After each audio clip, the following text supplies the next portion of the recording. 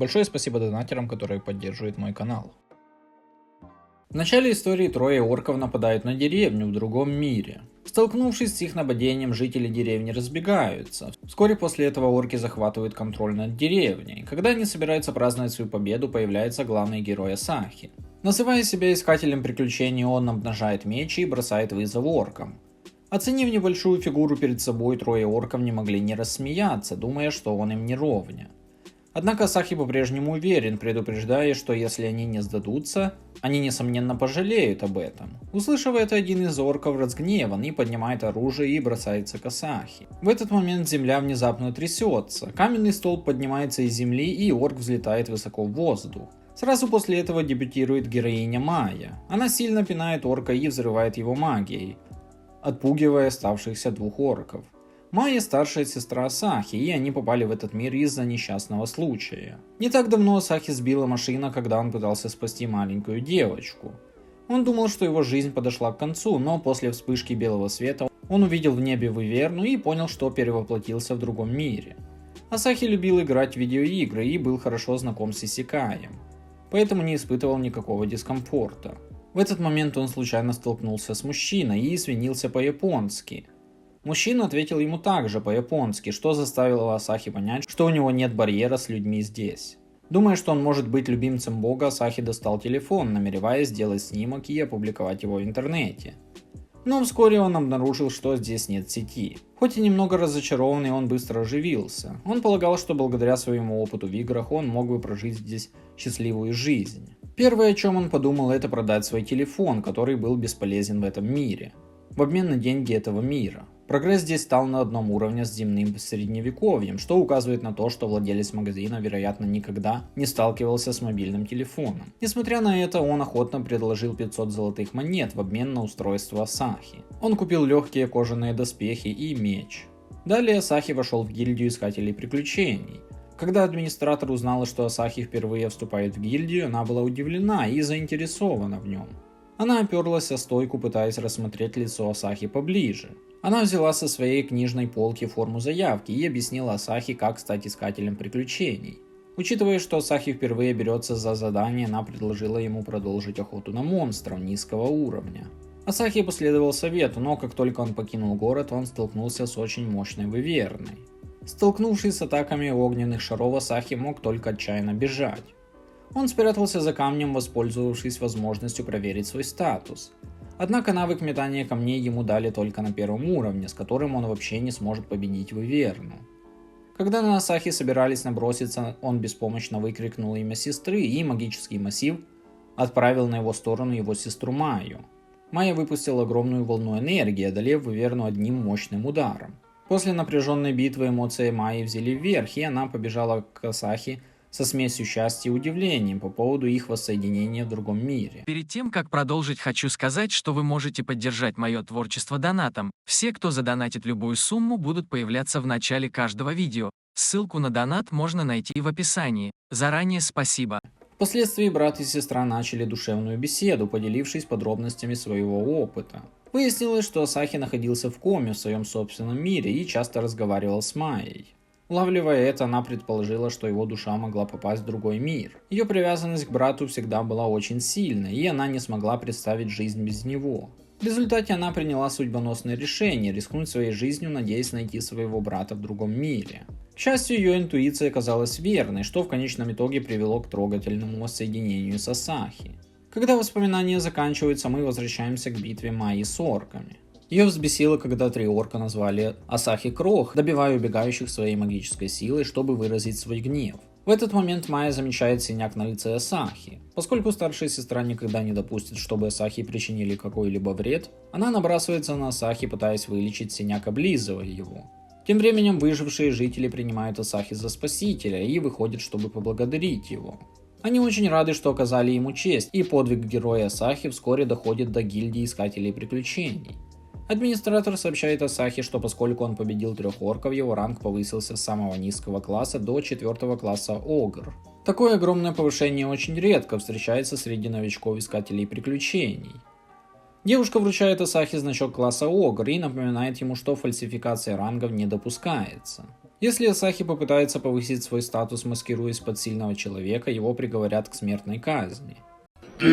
Но она доверяет Асахи, полагая, что он не будет ей лгать. Покинув гильдию, он сразу же приходит к Майе и просит ее скрыть свою силу, а его сделать более сильным. Кроме того, чтобы подтвердить силу Майи, Асахи предлагает проверить ее характеристики, ошибочно полагая, что он имел в виду ее размер. Майя хватает его руку и кладет ее на свое тело. В ответ Асахи мгновенно краснеет и быстро убирает руку, поясняя, что спрашивала о ее характеристиках способностей. Майя получает доступ к экрану своего статуса, оставляя Асахи ошеломленным. Выясняется, что сила Майи настолько необычна, что ее характеристики способностей выходят за пределы самого экрана. Он напоминает Майе, чтобы она держала свои способности в секрете. Майя соглашается, но в отличие от темы способностей, она выражает интерес к способностям тела Асахи. В частности, длине его Как только она собирается что-то предпринять, резкий шум прерывает момент. Они идут на звук до главной улицы, где владелец магазина узнает Асахи и сообщает им, что жители города провожают самую сильную группу в надежде, что они смогут победить короля демонов. Эти слова напоминают Асахи об играх, в которые он когда-то играл. Обычно, как только вы победите короля демонов, вы сможете вернуться в свой мир. Узнав об этом, Майя решает очень быстро победить короля демонов. Владелец магазина не знает силы Майи, предлагая сначала набраться опыта и повысить свой ранг, потому что лидер группы Зигфрид – искатель приключений класса Дракон. Прямо в этот момент один искатель приключений завидует Зигфриду и выражает свой гнев, разрушая столы и стулья в продуктовом ларьке. Однако никто не осмеливается вмешиваться из-за его класса Огр. Вспоминая статус Асахи, владелец магазина предлагает ему разобраться с этим искателем приключений. Услышав это, дочь владельца ларька умоляет Асахи о защите. Искатель приключений игнорирует его, принижая Асахи и вызывая его на бой. Видя, как ее любимого брата подвергают унижению, Майя злится. Она полна решимости победить его. Услышав заявление Майи, Асахи быстро вмешивается, убеждая ее сотрудничать с ним. Исключительно для того, чтобы запугать искателя приключений и заставить его отступить. Он уверяет ее, что готов выполнить все, что она попросит. Согласие Майи Асахи бросает вызов. Асахи небрежно делает движение в воздухе, в результате чего земля раскалывается надвое. Искателя приключений сразу же охватывает страх перед лицом этой подавляющей мощи, что побуждает к поспешному отступлению. Зрители убеждены, что это настоящая сила Асахи и оказывают ему огромное уважение. После этого Майя добивается обещанной награды от Асахи. Она игриво прыгает на Асахи и пытается его поцеловать. Под испуганные крики Асахи Майя достигает своей цели. Пока Асахи нет дома, она пробирается в его комнату, запрыгивает на его кровать, чтобы почувствовать оставшееся тепло Асахи. Одновременно Асахи идет в гильдию искателей приключений, движимый желанием выполнить некоторые простые задания. И выполнить их самостоятельно, а не постоянно полагаться на Майю. На стойке регистрации Таня поручает ему собрать радужные грибы в лесу. Предупреждающий знак, установленный на входе в лес, предупреждает искателей приключений о потенциальном присутствии медведей. Несмотря на это, Асахи пытается убедить себя, что встречи с медведями должны быть редкими, но вскоре после этого он сталкивается с огромным медведем. Поняв тщетность его попыток, он стремительно ретируется, забрасывая его грибами. В тот момент, когда Асахи собирается подвергнуться нападению медведя, загадочная девушка спасает его. Испытывая такое огромное потрясение, Асахи случайно падает и зарывается головой в грудь девушки. Это знакомое прикосновение заставляет его ошибочно думать, что его спасла Майя. Он ласково зовет старшую сестру и обнаруживает, что эта девушка не Майя. Ее зовут Кил Мария, и она случайно проходила через этот лес. И то, что ее впервые назвали сестрой, немного тронуло ее. В это время возвращается большой медведь. Кил Мария отбрасывает Асахи и в одиночку сражается с 13 медведями. Она одним ударом нокаутирует всех медведей и ловит Асахи, прежде чем он упадет. Действия Кил Марии разозлили короля медведей Казера, и чтобы отомстить за своих последователей, Казер атакует их огненным шаром. Спокойная Кил Мария, обладающая ужасающей силой, манипулирует легендарным адским пламенем, чтобы сжечь медведя дотла. Асахи оказывается подавлен ее огромной силой, что заставляет его задуматься о том, что она может быть демоном. Кил Мария затем раскрывает, что она из армии короля демонов, занимая должность одного из 6 генералов. Она активно ищет искателя приключений по имени Асахи, услышав рассказы о его достижениях и предположив, что он потенциально может стать будущим героем. Без ведома Кил Марии человека, которого она ищет, находится прямо перед ней. После этого открытия Асахи испытывает приступ страха, и его инстинкт подсказывает ему незаметно уйти. Однако на его значке красуется его имя. Он случайно выскальзывает из его рук, привлекая внимание Килмарии. В этот момент она понимает, что недооценила силу Асахи и готовится сразиться с ним. Мы в дерьме. Зная, что он не ровня Килмарии, Асахи может только отчаянно убежать. К счастью, Майя чувствует, что Асахи в опасности, когда его собирается схватить Килмария. Майя бросается к нему, и Килмария очень недовольна внезапным появлением Майи и тут же нападает на нее, в то время как Майя быстро реагирует. К их удивлению, ни один из них не побеждает другого одним ударом. Килмария видит силу Майи и приходит к выводу, что это должно быть Майя тайно помогала Асахи. Она взволнована тем, что нашла достойного противника и решает начать более жестокий бой. Килмария владеет силой страшной вспышки и швыряет ее в Майю. Однако, ко всеобщему удивлению, Майя легко парирует атаку, используя магию ветра. Когда Майя готовится нанести последний удар Килмарии, вмешивается Асахи. Учитывая, что Килмария дважды приходила ему на помощь, он не думает, что она злая, и призывает Майю сохранить ей жизнь. Узнав, что Килмария защищала его брата, Майя отказывается от своего намерения уничтожить ее. Килмария ошарашена попытками Асахи защитить ее, и у нее возникает чувство привязанности к нему. После битвы Майя готовит очень сытный ужин из грибов, собранных Асахи. Во время ужина Асахи упоминает Килмарию. Он считает, что ее движения были невероятными, а имя классным.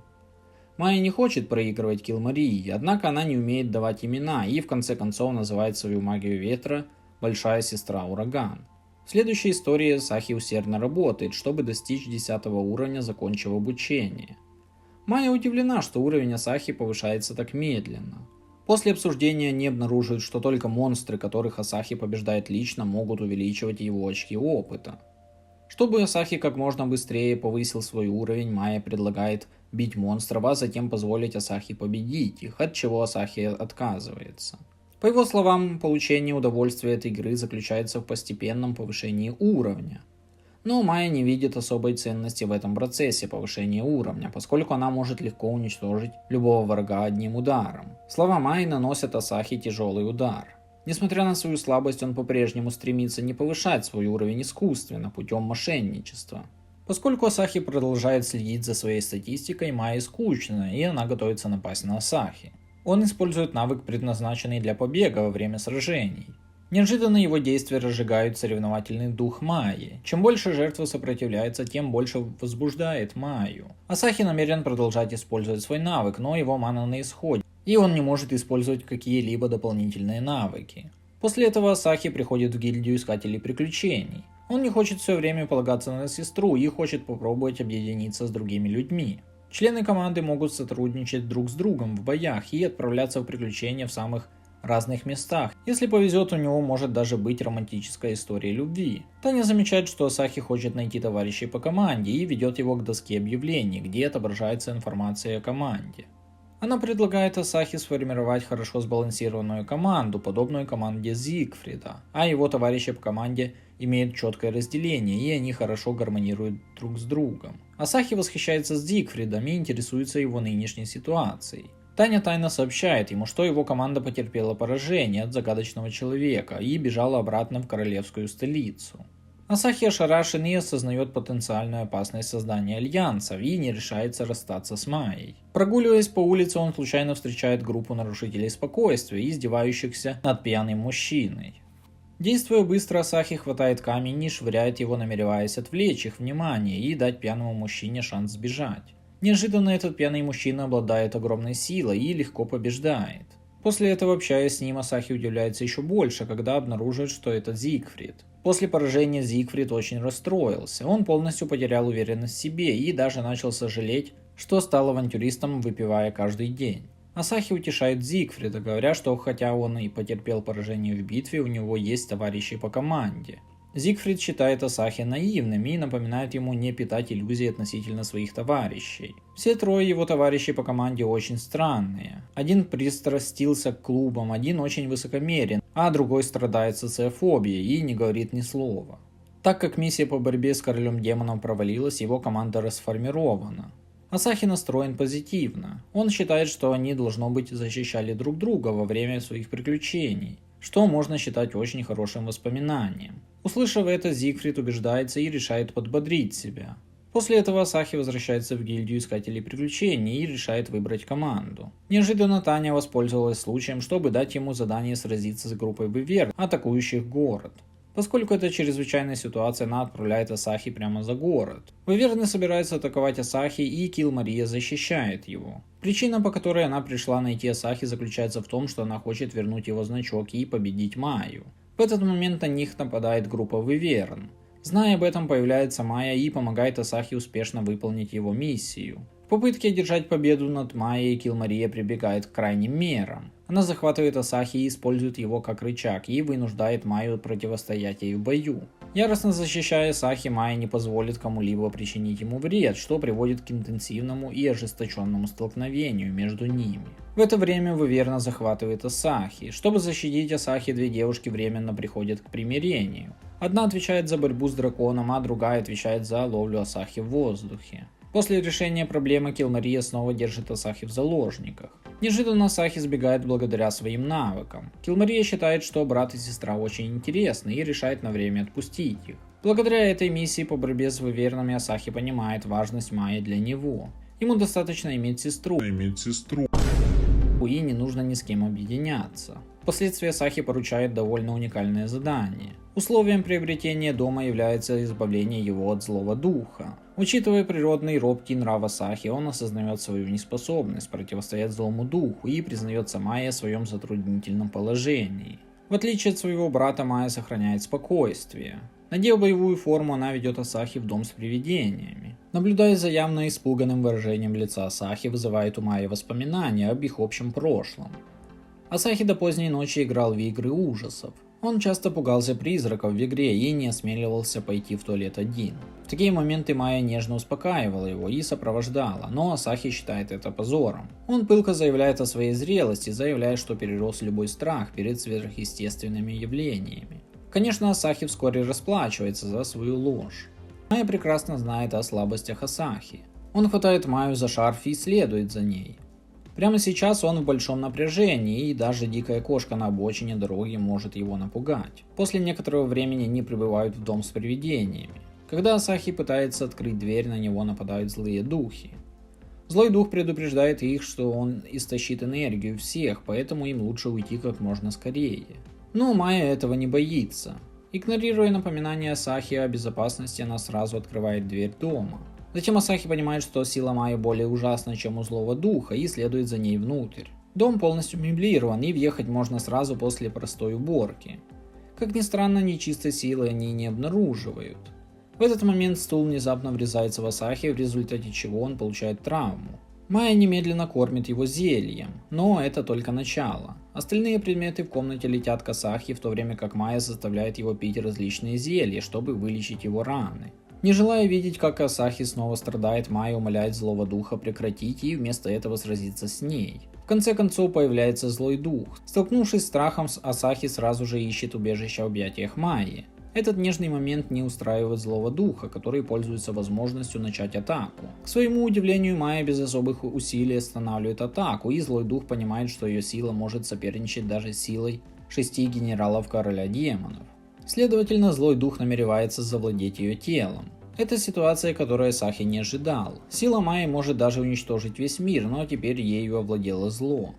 Напуганный Асахи может только отчаянно выкрикивать имя Майи, пытаясь привести ее в чувство. В этот момент Килл Мария входит в дом в поисках Асахи, который затем спешит к ней за помощью. Узнав о ситуации, Майя и Килл Мария решает силой изгнать злого духа, что также может разрушить дом. Чтобы избежать этого, Асахи набрасывается на нее, чтобы остановить. Такой тесный физический контакт вызывает у Майи сильную ревность. Чтобы не разочаровывать Асахи, они решают соревноваться по армрестлингу. В конце концов, Килл Мария теряет сознание на месте. Таким образом, Асахи теряет поддержку, и ему приходится самому столкнуться со злым духом. Боясь потерять Майю, Асахи клянется, что не позволит злому духу забрать его старшую сестру. Без его ведома Майя не была захвачена злым духом. Когда она уже почти потеряла контроль над своим телом, зов Асахи вернул ее в сознание. После этого она притворилась, что ее контролирует, просто чтобы подразнить Асахи. Она не ожидала услышать истинные мысли Асахи и очень тронута. По завершению миссии они успешно получают первый дом в другом мире. Асахи официально обосновывается в городе, далее ему поручают новое задание. Недавнее открытие выявило подземелье, расположенное глубоко в лесу. Пользуясь этой возможностью, Таня умоляет Асахи отправиться в путь и исследовать его. Решив не раскрывать свой план Майя, он решает завершить задание в одиночку. Однако глубокая обеспокоенность Майи его ситуацией заставляет ее незаметно проследить за ним до входа в подземелье.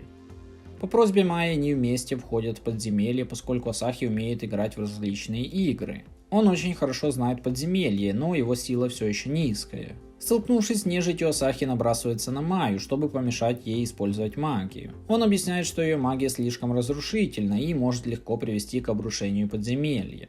Не желая постоянно находиться под защитой Майи, Асахи пользуется возможностью атаковать нежить. Однако его атака не причиняет урона. Увидев это, Майя вмешивается, чтобы помочь ему. Даже если она не использует магию, она все равно может победить их всех голыми руками. В конце концов, ему удается покорить подземелье и найти 3 медвежат. Обеспокоенный тем, что другие искатели приключений могут причинить им вред, он решает посоветовать гильдии искателей приключений пока не открывать подземелье, ссылаясь на нестабильную ситуацию. Майя получает удовольствие от экспедиции, полагая, что люди, сталкивающиеся с опасностью, часто развивают привязанность друг к другу. Однако, когда Майя предлагает сблизиться, Асахи отказывается.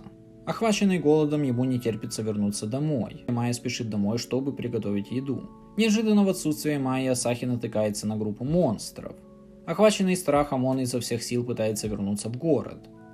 По пути Асахи встречает очень красивую женщину. Он может сказать, что она необычный человек, и поэтому он очень настороженно относится к ней. Но он не ожидал, что эта женщина на самом деле замаскированная Килмария.